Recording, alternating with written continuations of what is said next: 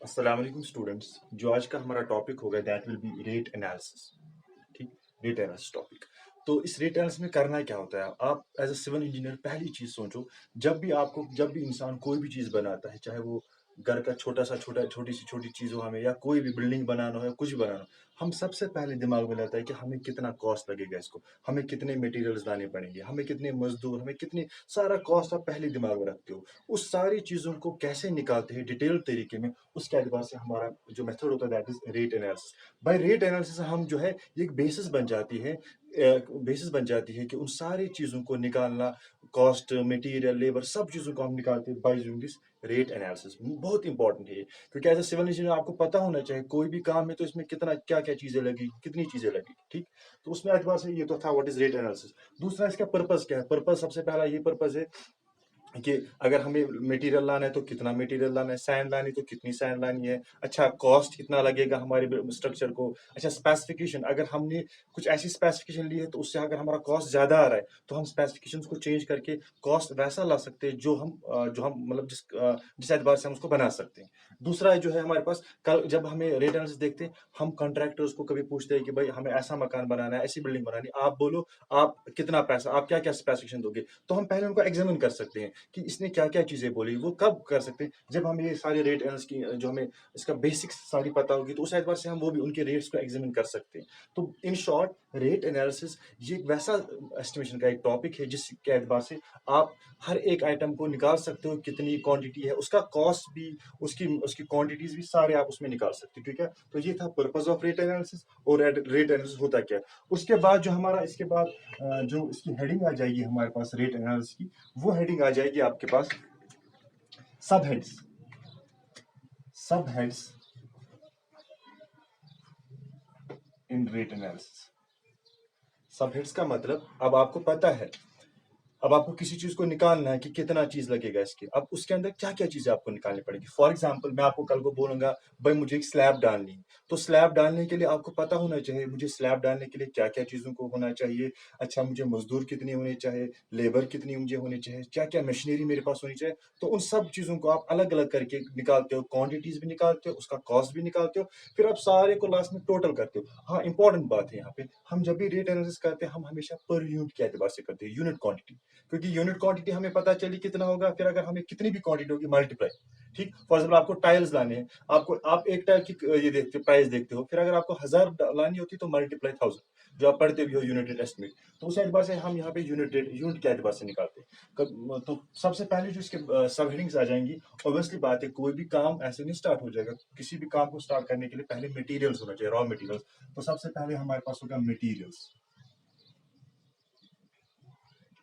ये हमारी पहली हेडिंग्स बन जाएगी, मटेरियल। चाहे कोई डिफरेंट काम के अपने अपने मटेरियल्स होंगे, ब्रिक वर्क का अपना मटेरियल होगा, कंक्रीट का अपना मटेरियल होगा, तो हम उसमें देखेंगे कि कितने क्वांटिटीज लगेंगे, उसका कितना कॉस्ट है, उन सब चीजों को हम अलग अलग करके निकालेंगे। दूसरी चीज के अंदर आ जाएगी फिर लेबर।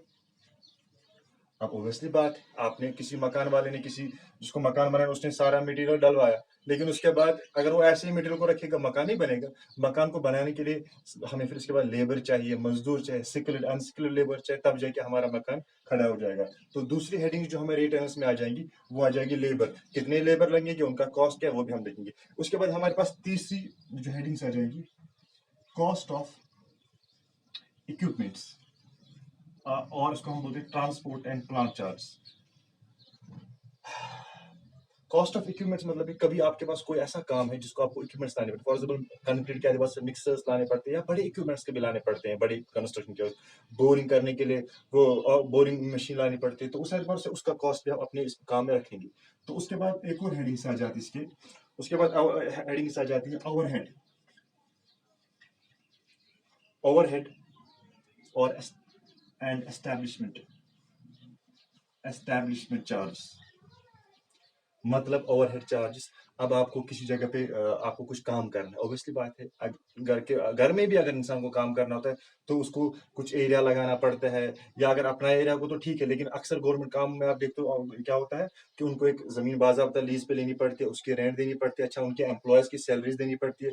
बहुत सी चीज़ें आ जाती है ओवरहेड चार्ज में, कि आपने भाई फॉर एग्ज़ाम्पल आपके वहाँ पे जो फ़ोन की जो है फ़ोन बिल्स होती है, बाकी चीज़ें होती है, वो सारे हमारे पास इसमें आ जाते हैं, ओवरहेड, और जिसको हम एस्टैब्लिशमेंट भी बोलते हैं। आपको कुछ एस्टैब्लिश करना है, ऑफ़िस बनाना है, जैसे अगर आप देखते हो डिफरेंट का जो भी गवर्नमेंट के जो बड़ी-बड़ी प्रोजेक्ट्स होते हैं, वहाँ पे उन्होंने डिफरेंट जगहों पे एस्टैब्लिश किया होता है अपने ऑफ़िस को, उन ऑफ़िसेज़ की रेंट देनी पड़ती है, तो वो हमारे आ जाएगा ओवरहेड और एस्टैब्लिशमेंट चार्ज। उसके साथ दूसरा होता है दैट इज़ प्रॉफ़िट। प्रॉफ़िट भी हमारी हेडिंग आ जाएगी इधर ही, क्योंकि आपको काम को खुद नहीं करना है, बड़े का आप किसको देते हो, कॉन्ट्रैक्टर्स को काम देते हो, उन कॉन्ट्रैक्टर्स को आपको पैसे देने हैं, वो पैसे भी आपको फिर परसेंटेज हम देखते हैं, कितना छोटा काम होगा तो कम ही कम उसको हम ठीक परसेंटेज, बड़े काम होंगे तो 8-10% उस एतबार से हम उसका प्रॉफ़िट देंगे। और एक और चीज़ हमारे पास होती है that is water charges. Water charge, क्योंकि वाटर जो है उसको भी खरीदना पड़ेगा, पीने के लिए भी पानी चाहिए, उस कंस्ट्रक्शन काम के लिए भी पानी चाहिए, तो उसके एतबार से एक और हमारे पास हेडिंग आ जाएगी दैट इज वाटर चार्ज। तो ये हमारे पास सब हेडिंग्स आ जाएंगी। सब हेडिंग्स आपको समझ आ रही है कि जब भी हम किसी भी चीज को निकालेंगे, चाहे वो कोई भी आइटम हो, उन आइटम्स में हमें इन चीजों की जरूरत पड़ेगी। मटेरियल निकालना पड़ेगा, लेबर निकालना पड़ेगा, कॉस्ट ऑफ इक्विपमेंट्स निकालने पड़ेंगे, और चार्जेस निकालना पड़ेगा, प्रॉफिट कितना आप दोगे कॉन्ट्रैक्टर्स को, वाटर चार्ज आपको पानी कितना, हम अक्सर जो वाटर चार्ज है वो हम 1% लेते हैं, पूरे काम का जो है 1% हम पानी का खर्चा लेते हैं, ठीक है ना। तो ये था हमारे पास सब हेडिंग्स। यहाँ तक आपको समझ आ गया कि हमें क्या क्या करना होता है, हमें जब भी कोई आइटम निकालना होता है तो हम उसमें कैसे करते हैं। और ये भी मैंने आपको कहा, जब भी हम कोई आइटम लेते हैं तो हम उसके लेते हैं यूनिट क्वांटिटी, चाहे आप कितना भी बड़ा काम आप यूनिट के लिए कैलकुलेट कर दो तो उसके एतबार से आप सारा। तो अगर हम स्टार्ट करेंगे, यहाँ एक आइटम से मैं स्टार्ट करता हूँ, सीमेंट कंक्रीट आइटम्स। देखो देखो आपको बहुत आइटम्स होंगे, सीमेंट कंक्रीट होगा, ब्रिक वर्क होगा, प्लास्टरिंग होगी, स्लैब आरसीसी वर्क होगी आपके पास, पॉइंटिंग होगी आपके पास, बहुत सी चीजें, फ्लोरिंग होगी, फिनिशिंग होगी। ये जो सारे आइटम्स हैं, इन सारे आइटम्स को आप अलग अलग देखोगे। भाई कल को आपको कोई बोलेगा भाई मुझे इतना कंक्रीट डालना है, मुझे फाउंडेशन में कंक्रीट डालना है, मुझे बोलो फाउंडेशन में कंक्रीट मुझे अगर इतना डालना है तो मुझे कितना पैसा लगेगा। आपको वो सारी अलग अलग आइटम्स का पता होना चाहिए। तो मैं यहाँ पे स्टार्ट करता हूँ concrete. Concrete concrete works, simply मैं करूंगा कंक्रीट वर्क पहले, उसके बाद में इस एक सब टॉपिक में जाऊंगा इन फाउंडेशन कंक्रीट। कंक्रीट तो बहुत जगह डाल सकते हैं, लेकिन मैं पहले कंक्रीट के बेसिक बोलूंगा। अब जब भी आप कंक्रीट या आइटम्स ले जाते हो, आप अक्सर स्टार्ट करते हो for amount of 10 cubic metre. 10 cubic metre हम ऐसा है कि हम उसको ऐसे लेते हैं ताकि 10 क्यूबिक मीटर के लिए हमें आसान हो जाती है सारी क्वांटिटीज को निकालना। और जो हमारे लेबर्स होते हैं वो भी हमने ऐसे रखे होते हैं कि 10 मीटर क्यूब के लिए हमें कितने लेबर्स लगेंगे। तो हमने एक आसान तरीके के लिए, आसान बनाने के लिए हमने एक बेसिक क्वांटिटी ली है दैट इज 10 मीटर क्यूब। हम 10 मीटर क्यूब के लिए कॉस्ट निकालते हैं, फिर अगर हमें फॉर एग्जाम्पल 60,000 आ गया 10 मीटर क्यूब के लिए, फिर हम बोलते हैं 1 मीटर क्यूब के लिए 6,000। तो यहाँ पे हम जनरल स्टार्ट करते हैं फॉर 10 क्यूबिक मीटर। अब अक्सर आइटम्स भी आप देखोगे, चाहे आप आरसी वर्क देखोगे, ब्रिक वर्क देखोगे, आप 10 मीटर क्यूब के लिए काम लेते हो। तो ऑब्वियसली बात है, अब आपके पास 10 मीटर क्यूब है कंक्रीट का, 10 क्यूबिक मीटर ऑफ वर्क है, ठीक। अब यहाँ पे इंपॉर्टेंट पॉइंट समझने की बात है। 10 क्यूबिक मीटर जो काम होगा, it is a volume of wet concrete. It is a volume of wet concrete. ये किसका वॉल्यूम है? ये वॉल्यूम है वेट कंक्रीट का।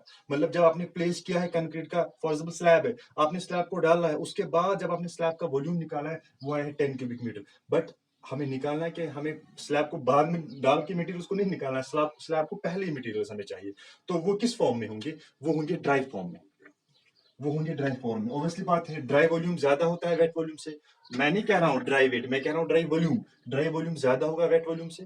तो उस एतबार से हम क्या करेंगे, हमें निकालना पड़ेगा 10 मीटर क्यूब के लिए कितना हमारे पास जो है वेट वॉल्यूम होगा। अब इसको भी निकालने के लिए बहुत से मेथड्स हैं। अगर हमें एक्यूरेटली निकालना है क्वांटिटी कितना है, तो वो एक्यूरेटली हम निकाल सकते हैं जब हमें पता होगा उस कंक्रीट का वाटर सीमेंट रेशो कितना है, उस कंक्रीट के अंदर कोर्स एग्रीगेट कैसे है, उस कंक्रीट के अंदर फाइन एग्रीगेट्स कैसे हैं। तो उन चीज़ों पे वो डिपेंड करेगा। ये बहुत इंपॉर्टेंट है अगर हमें एक्यूरेटली मटेरियल निकालने। लेकिन चूंकि आप एक्यूरेटली निकालने के लिए हमें इसको पहले मिक्स डिजाइन करना पड़ेगा, फिर उसके बाद क्वांटिटीज निकालनी पड़ेगी, फिर उन क्वांटिटीज, तो हम सिंपली थंब रूल्स को यूज करते हैं। थंब रूल्स क्या होगा वो भी आपको मैं समझाता हूँ। थंब रूल्स बुक्स कहती है for 10 metre cube of concrete आप ले लो volume for 10 cubic metre of concrete आप ले लो वॉल्यूम, वो कहते हैं रफली आप ले लो 15.2 to 15.7, ये वैरी कर रहा है। लेकिन मैं यहाँ पे आपको समझाऊंगा 15.2 15.7 कैसे आ गया थंब रूल, ठीक है ना, इसको आप समझो अच्छी तरह से।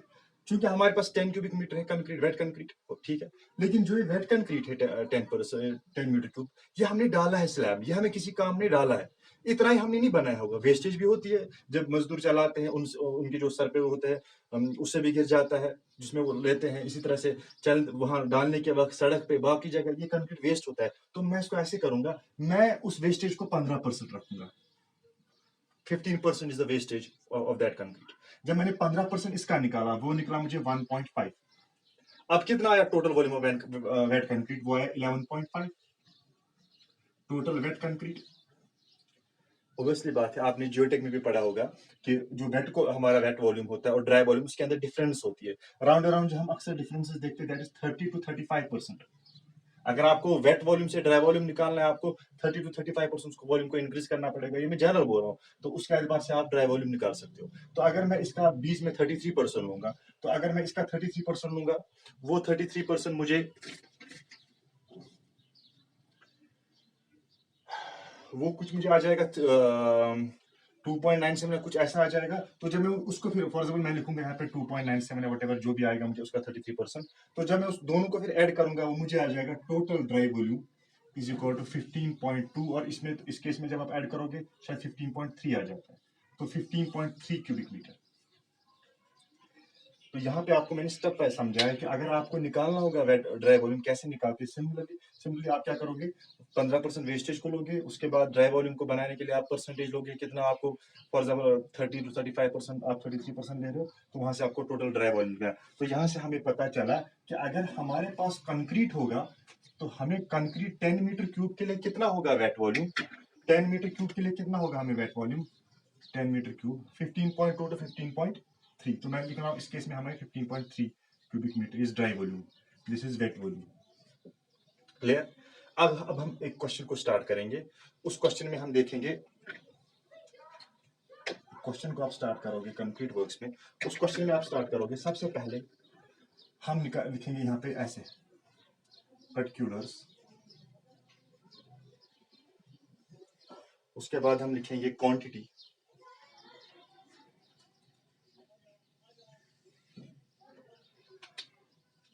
क्वांटिटी के बाद हम लिखेंगे रेट, उसके बाद हम लिखेंगे amount, particulars, quantity, rate and amount. Obviously बात है, मैंने पहली हेडिंग क्या लिखी थी वहां से, मटेरियल्स, तो मैं यहाँ से मटेरियल्स को स्टार्ट करूंगा, मटेरियल्स में पहली हेडिंग मटेरियल्स, मटेरियल्स समझ आ रहा है आपको, मटेरियल्स, मटेरियल में पहली हेडिंग मुझे कौन सी, दैट इज सीमेंट, सीमेंट। अब मुझे सीमेंट जब मैंने निकाला है, मुझे निकला है cement 2.18 metre cube. But obviously बात है, जब आप दुकान इसके पास शॉपकीपर के पास जाते हो जो सीमेंट बेचता है, आप उसको बोलते, अगर आपको 2.18 क्यूब मीटर उसको बोलोगे, वो आपको पे हंसेगा, बोलेगा यहाँ मीटर क्यूब में नहीं होता, यहाँ बैग्स में 50 kg। तो जब हमने डेंसिटी को आपस में उसको कैलकुलेट करके राउंड अराउंड जो आ जाता है अप्रोक्सीमेटली, वो आ जाता है कि 1 मीटर क्यूब ऑफ जो है सीमेंट है, which accounts to 30 bags of cement, जिस बैग्स में हमारे पास 50 kg ऑफ सीमेंट होता है। तो 1 मीटर क्यूब सीमेंट कितना होता है, 30 बैग्स ऑफ सीमेंट, तो मैं इसको मल्टीप्लाई 30 करूंगा, तो वो आ जाता है मुझे round around 66 bags. That means इस काम को मुझे कितने बैग्स ऑफ सीमेंट लगेंगे, 66 बैग्स।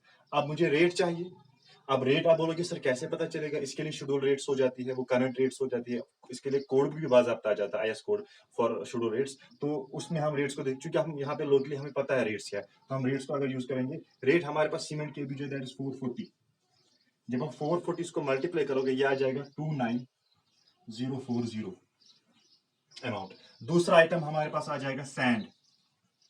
अच्छा, आप बोलोगे सर हमें तो पता ही नहीं ये 2.18 क्यूब ये कहाँ से आ गया। अभी देखो, हम करेंगे कंक्रीट वर्क 1:2:4 का मिक्स प्रपोर्शन, क्योंकि कंक्रीट में 3 चीजें होती है, सीमेंट, सैंड एंड एग्रीगेट। 1:2:4 हम लेंगे। आपको मैं यहाँ पे भूल गया था आपको कैसे निकालना है। 1:2:4 हमने कितना वॉल्यूम लिया है, पहले 10, लेकिन इसके लिए वेट वॉल्यूम कितना है 15.3, वो टोटल वॉल्यूम जो है वो बनाता है 15.3, लेकिन कितने चीजें इसको बनाती है? चार 4 parts of coarse aggregate, 2 parts of sand, 1 part of cement. तो मुझे अगर सीमेंट निकालना होगा, यहाँ पे मुझे अगर सीमेंट निकालना होगा, मैं सीधे कर सकता हूँ ना, total volume 15.3 divide by sum of the mix proportion. Mix proportion क्या है? 4 + 2 6, 6 + 1 7, 7, वो मुझे आता है 2.18 मीटर क्यूब। क्लियर हुआ आपको? अगर आपको इंडिविजुअल, क्योंकि आपको पता है सीमेंट का पार्ट है 1, इसलिए मैंने डिवाइड बाय 7 कर दिया। जो मुझे निकला सीमेंट है 2.178 मीटर क्यूब, उसी 2.18 को मैंने मल्टीप्लाई किया 30, वहां से मुझे निकला 66। अब दूसरा है सैंड। ऑब्वियसली बात है, अगर सीमेंट है 2.18 मीटर क्यूब, सैंड होगा उसका ट्वाइस, तो यहाँ पे करूंगा मैं 2.18 इंटू 2, वो आ जाता है मुझे 4.36 मीटर क्यूब। अब आप बोलोगे सर 1 मीटर क्यूब सैंड का कितना, ये जो कॉस्ट होता है राउंड, जो हम अक्सर यहाँ पे देखते हैं कश्मीर में, जो एक ट्रक होते हैं उसका जो वॉल्यूम होता है दैट इज 200 फीट क्यूब। जो ट्रक में सैंड होती है 200 फीट क्यूब सैंड, अगर उसको हम कन्वर्ट करेंगे in terms of metre cube, वो आ जाती है 5.67 मीटर क्यूब। मैं ऐसे लिखूंगा 200 फीट क्यूब उसमें सैंड होती है, उसको जब आप कन्वर्ट करते हैं in terms of metre cube, वो आती है 5.67 मीटर क्यूब ऑफ सैंड। फिर आपको पता है 7,000 या 7,500 की अभी एक ट्रक आ जाती है जो है सैंड की। जब उसको आप करोगे 7,000 डिवाइड बाई 5.67, तो आपको निकलेगा rate of 1 metre cube, that is around 1250 metre cube. जब आप 1250 या 1200, अगर आप देखोगे 1200 1 मीटर क्यूब ऑफ सैंड की जो कीमत होगी, तो वो आपको आ जाएगी 5232। इस तरह से कोर्स एग्रीगेट वो किसके बराबर होगा? वो होगा ऑब्वियसली बात है 2.18 इंटू 4, वो आ जाता है 8.72। 8.72 जब आप 8.72 को मल्टीप्लाई करोगे उसके रेट से, क्योंकि सैंड फिर से वैसे आप करोगे, सैंड 7,000 की है, लेकिन उससे एतबार से 6,000 5,000 की हमें जो है बाजरी आ जाती है। तो जब हम उसको डिवाइड करेंगे फिर से 200 से, तो हमें आ जाते हैं अराउंड 800। जब आप मल्टीप्लाई उसको भी करोगे तो आ जाएगा 6976।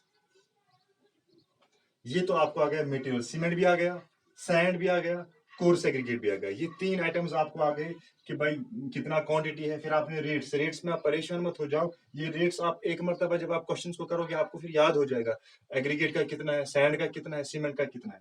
ये हमने पहले हेडिंग्स कर दी, ठीक है ना। उसके बाद हम दूसरी हेडिंग्स में जब जाएंगे, हेडिंग नंबर 2 जब हम जाएंगे,